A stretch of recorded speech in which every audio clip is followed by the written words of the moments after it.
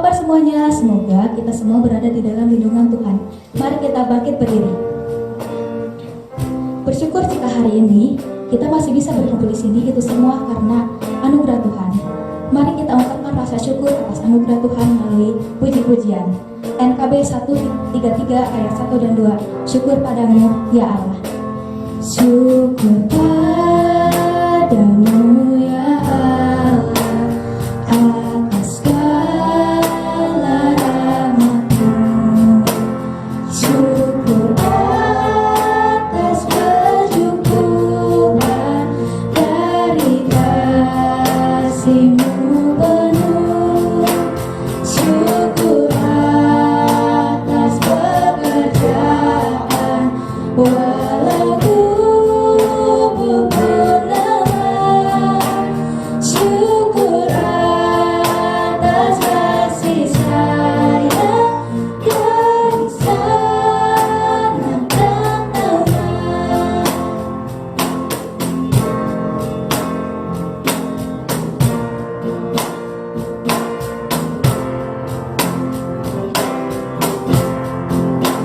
Syukur atas bunga mawar harum indah tak terhenti. Syukur atas awan hitam dan mentari berseri. Syukur atas suka duka yang Kau beri tiap saat. Dan firman-Mu lah pelita agar kami tak sesat. Teman-teman, mari kita berdoa. Tuhan, terima kasih Tuhan, Kau telah menuntun kami sampai pada hari ini. Sekarang kami mau memulai chapel kami. Tolong berkati kami agar kami dapat menyembah-Mu. Dalam nama Tuhan Yesus kami sudah berdoa. Amin. Setiap orang mempunyai hati yang mampu menggerakkan dirinya untuk melakukan kebaikan kepada sesama. Tentu hati yang dimaksud bukan hati secara arti biologis, melainkan suatu perasaan batin yang ada dalam diri manusia. Perasaan batin itulah sejatinya anugerah Tuhan kepada kita yang harus kita kelola.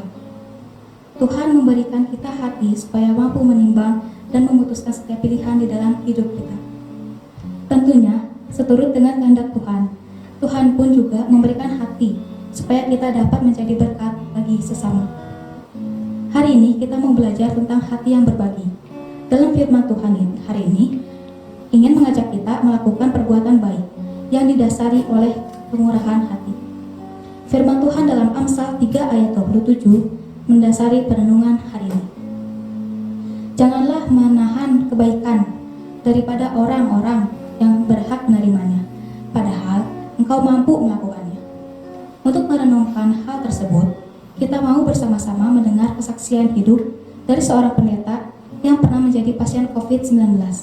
Setelah sembuh, beliau tergerak hatinya untuk menolong orang lain. Bagaimana ia berjuang melawan virus corona di dalam tubuhnya, apa yang ia bagikan kepada orang lain, dan apa yang ia rasakan ketika dirinya bisa menolong hidup orang lain. Mari kita saksikan kisahnya.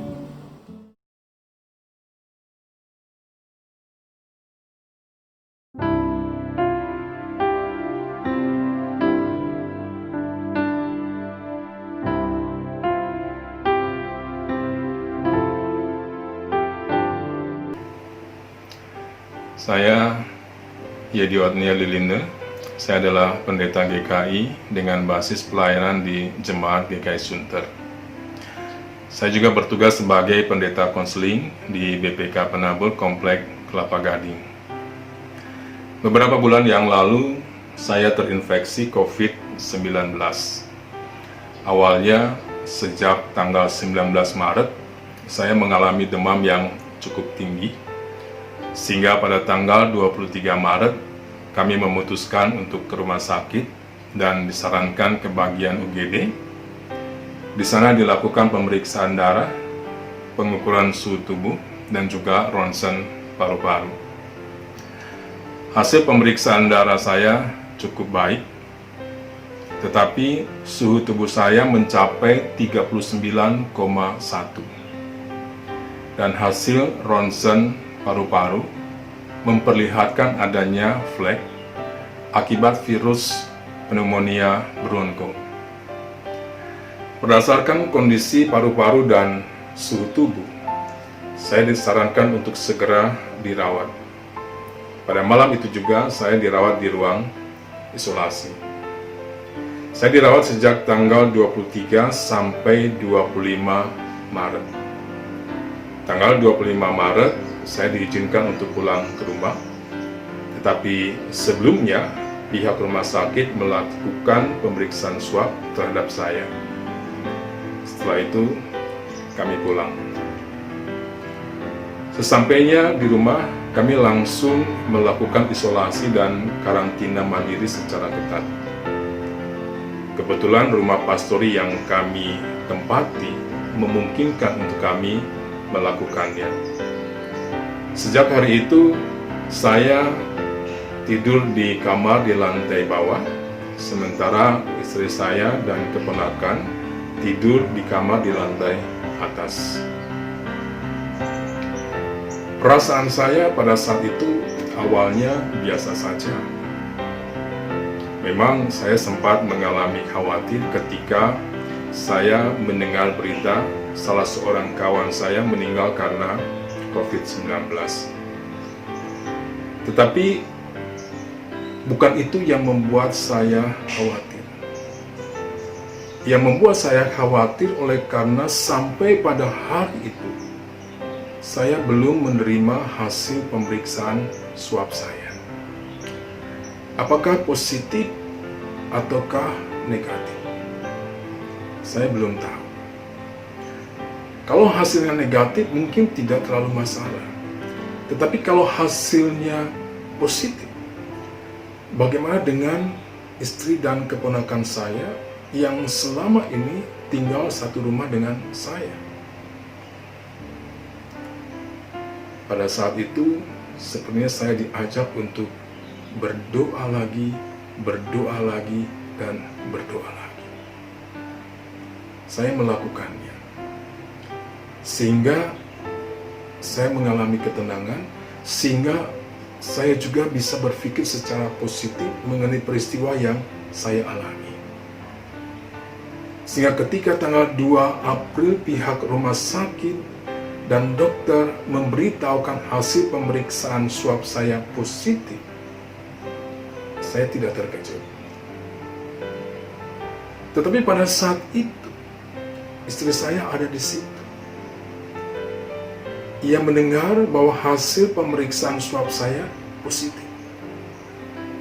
Saya tahu dia terkejut. Karena setelah saya selesai melakukan pembicaraan dengan dokter itu, ia meminta kesempatan untuk berbicara dengan dokter itu. Saya memberikan handphone saya kepadanya, kemudian dia berjalan ke atas. Ia berbicara di atas dengan dokter itu melalui handphone. Begitu juga dengan sanak keluarga. Pada awalnya mereka terkejut. Mereka tidak menyangka kalau saya sampai mengalami dan terinfeksi COVID-19. Karena mereka tahu bahwa saya seorang yang cukup suka berolahraga dan cukup bisa menjaga pola makan. Tetapi mereka tetap memberikan dukungan, mereka tetap memberikan semangat supaya saya bisa menjalani proses pemulihan itu dengan penuh sukacita. Begitu juga dengan rekan-rekan pendeta. Banyak yang memberikan dukungan, banyak yang memberikan semangat untuk kesembuhan saya. Namun pada saat itu, kami juga sempat mengalami hal yang tidak menyenangkan. Ketika ada seorang rekan yang ingin mengantarkan minuman obatnya ke rumah kami, tetapi dia tidak tahu rumah kami, maka pada saat itu istri saya mencoba untuk meminta bantuan seseorang yang diharapkan bisa membantu kami. Tetapi entah bagaimana, ada banyak alasan yang diberikan sepertinya ia tidak mau membantu kami. Istri saya menceritakan kepada saya, ia kecewa, bahkan ia menangis. Pada saat itu saya hanya bisa mengatakan, ya sudahlah, tidak usah terlalu dipikirkan. Pasti ada orang lain yang baik, yang bisa dan mau membantu kita. Dan memang ada banyak orang yang membantu kami. Ada orang-orang yang mengirimi kami makanan setiap hari. Ada orang-orang yang mengirimi kami obat-obatan yang kami butuhkan.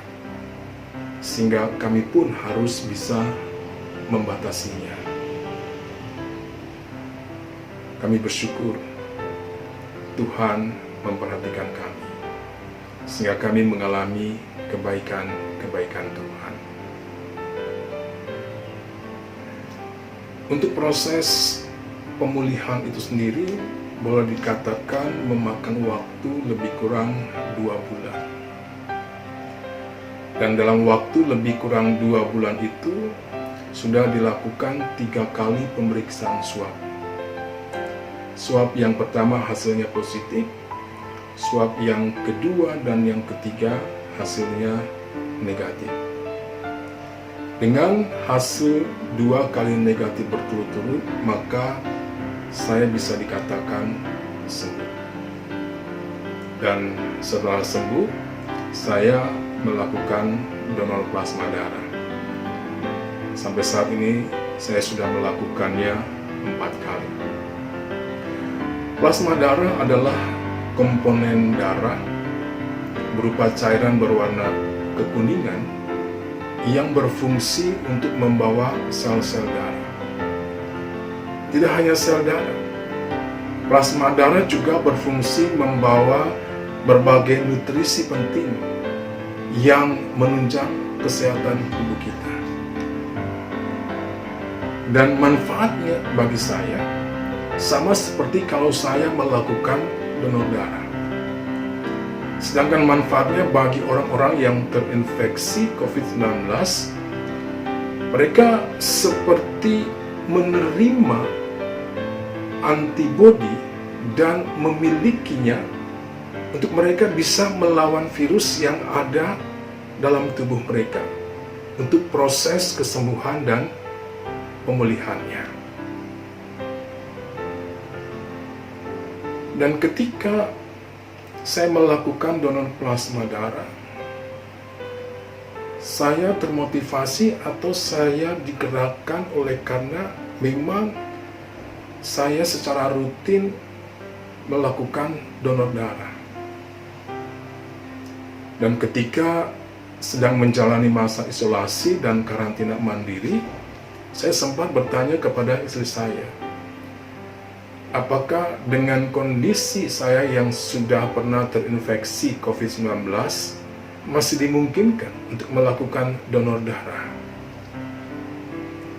Istri saya mencoba mencari tahu, kemudian ia menjelaskan kepada saya tidak memungkinkan untuk melakukan donor darah.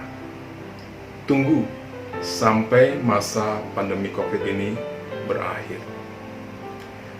Tetapi beberapa hari kemudian ada seseorang yang melakukan chat WA dengan saya. Dia menanyakan apakah saya bersedia untuk melakukan donor plasma. Dan sedikit banyak ia juga menjelaskan apa itu donor plasma darah. Setelah itu saya dan istri saya mencoba mencari tahu. Kemudian sejak itu kami, khususnya saya, memutuskan untuk melakukan donor plasma darah. Dan boleh dikata saya senang sekali. Saya senang sekali bisa melakukan donor plasma darah itu. Bahkan saya menaruh harapan besar bahwa melalui donor plasma darah itu, orang-orang yang terinfeksi COVID-19 dapat disembuhkan dan dipulihkan kesehatannya. Lalu apa yang Tuhan mau katakan atau Tuhan mau sampaikan kepada saya atau kepada kita. Bagi saya, setiap peristiwa di dalam hidup itu pasti ada hikmatnya. Melalui pengalaman yang terjadi pada diri saya, sepertinya saya diajak, maukah kamu menolong sesamamu? Maukah kamu berbagi kesembuhan dengan orang-orang yang terinfeksi COVID-19? Maukah kamu berbagi kehidupan dengan mereka? Sehingga kesembuhan itu tidak hanya sekedar menjadi milik saya, tetapi kesembuhan itu juga bisa diberikan dan menjadi milik orang-orang yang terinfeksi COVID-19. Oleh sebab itu, saya sangat bersyukur sekali. Saya bersyukur karena saya mengalami dan terinfeksi COVID-19. Saya mengalami dan menerima anugerah atau kasih karunia Tuhan sehingga saya sembuh. Saya bersyukur sekali karena saya diajak untuk berbagi kesembuhan, berbagi kehidupan dengan sesama, khususnya mereka yang terinfeksi COVID-19. Atau dengan perkataan lain, saya diajak supaya kesembuhan itu tidak hanya berhenti pada diri saya, tetapi diteruskan kepada orang-orang yang terinfeksi COVID-19 sehingga mereka sembuh dan mereka bisa menikmati hidup yang adalah anugerah Tuhan. Oleh sebab itu, melalui pengalaman ini saya ingin mengajak kita semua, baik anak-anak maupun orang dewasa, siswa-siswi, para karyawan, para penara didik, untuk memperhatikan apa yang menjadi himbauan pemerintah yang juga mungkin dilakukan oleh sekolah-sekolah kita, yaitu social distancing dan mengenakan masker ketika kita berada di luar rumah. Sebab dengan melakukan social distancing, dengan kita mengenakan masker, sebenarnya kita bukan hanya sekedar diajak untuk menyelamatkan diri kita, tetapi kita juga diajak untuk melindungi sesama dari ancaman COVID-19. Melakukan social distancing, mengenakan masker adalah wujud nyata solidaritas kita dan cinta kasih kita kepada sesama. Oleh karena itu, kenakanlah masker. Dan salam sehat untuk kita semua.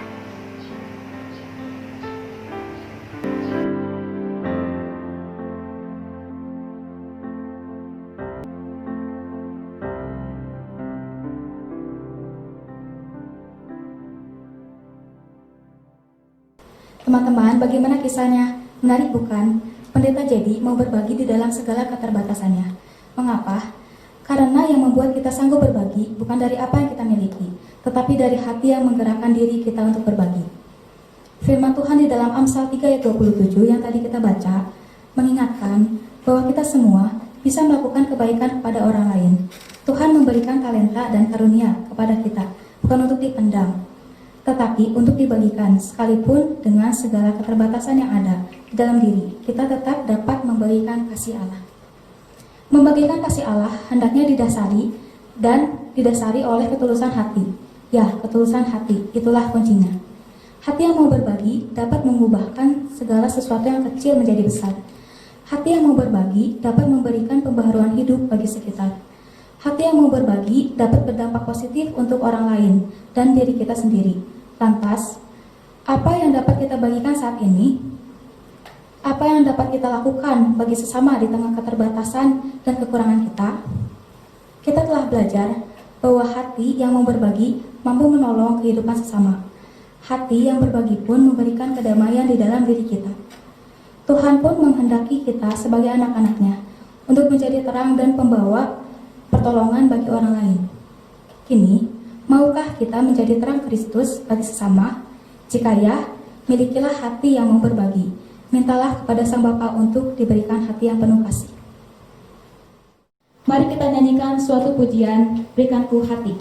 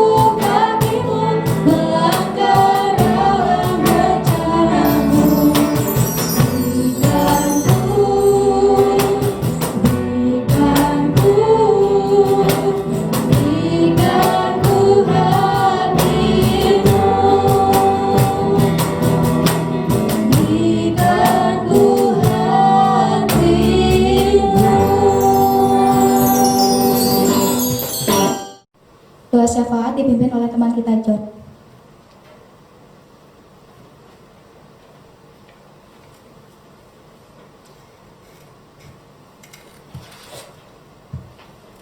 Teman-teman, Bapak Ibu Guru, mari kita bersatu dalam doa. Allah Bapa kami yang bertahta dalam kerajaan surga, puji dan syukur kami panjatkan ke hadapan hadirat-Mu atas pimpinan-Mu dan penyertaan-Mu di sepanjang tadi malam kami tidur dan kami bisa bangun di pagi hari ini untuk memuji dan memuliakan nama-Mu Bapa. Bapa, pada saat ini kami memohon agar kiranya Engkau memberkati guru-guru, staf dan murid yang berada di BPK Penabur, terkhususnya yang berada di Sukabumi ini. Kiranya Engkau memberikan kesehatan selalu dan biarlah kami semakin bersatu padu Bapak untuk memajukan BPK Penabur Sukabumi ini Bapak. Bapak, seperti yang Engkau sudah tahu bahwa sekarang ini pandemi masih terus berjalan, masih terus berada di sekitar kami Bapak. Bapak, kami memohon kepadamu untuk memberikan kami kesehatan Bapak, agar kami bisa terus melakukan aktivitas kami dengan tidak sakit Bapak. Dan semua itu bisa kami lakukan untuk kepujian dan kemuliaan nama Bapak. Bapak, kami juga berdoa untuk orang tua kami, sanak saudara kami, dimanapun mereka berada. Kiranya Engkau memberkati mereka, dan kiranya berkat yang sama kami rasakan di sini, biar kami bisa mereka rasakan juga di sana Bapak. Bapak, inilah doa kami, doa yang jauh dari sempurna ini. Kami hanya alaskan dalam nama-Mu, Tuhan Yesus Kristus, Juru Selamat dan Penebus kami. Amin. Teman-teman, jika kita mau menyediakan diri untuk berbagi, Tuhan pasti akan membimbing dan memegang tangan kita di sepanjang jalan kehidupan. Ia selalu menopang dan memberikan hikmat untuk kita terus bertumbuh dan berbuah, asalkan kita mau setia tinggal di dalam Tuhan. Mari kita nyanyikan satu pujian dari Kidung Jemaat nomor 356, Tinggallah dalam Yesus.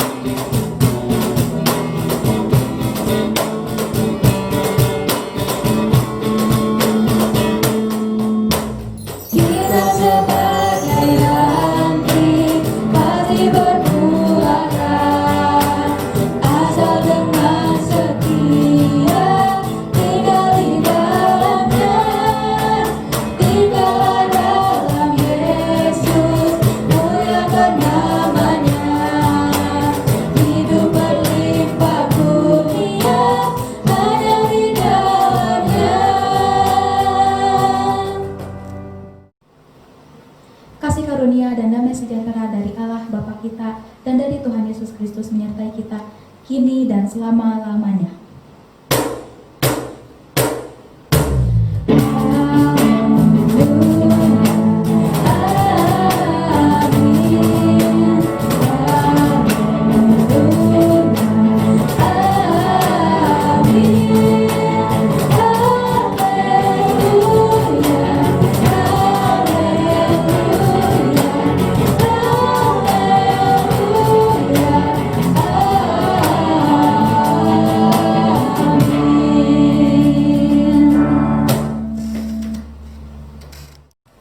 Teman-teman dipersilakan untuk duduk kembali. Kita saat hening sejenak.